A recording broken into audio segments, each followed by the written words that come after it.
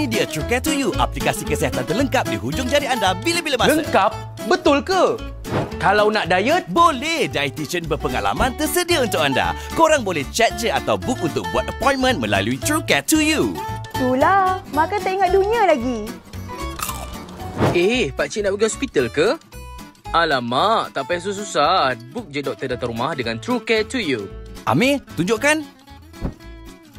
Doktor dalam apps tu bagus betul ke? Mestilah. Doktor dalam apps ni semua berpengalaman dan beri rawatan yang berkualiti. Tolong, saya tak larat dah nak pergi konsultan doktor tu. Macam mana ni?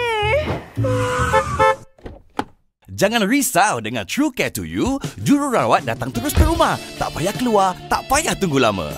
Layanan mesra dan profesional, mudah dan selesa. Barulah senang. Of course. Psikologis ada tak? Ada. Kenapa tu Aina? Ada masalah ke? Boyfriend saya rupanya lelaki orang. Boleh. Di TrueCare to You ada psikologis yang bertauliah dan profesional. Secara online, Aina tak payah malu, tak payah tunggu giliran. Aina boleh luahkan dengan selesa dan selamat.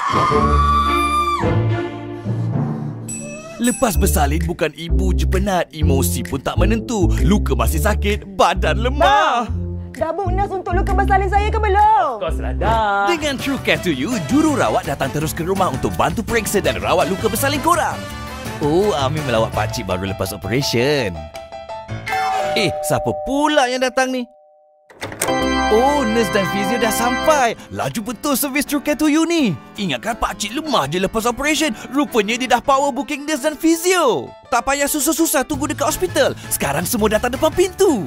Apa jua keperluan kesihatan anda? Postnatal service, Doktor datang rumah? rawatan cuci luka. Konsultasi secara online? Tenang, semua boleh settle di rumah. Dengan TrueCare to You, kesihatan anda terjaga di rumah. Semuanya di hujung jari. Jom rawat dengan TrueCare to You.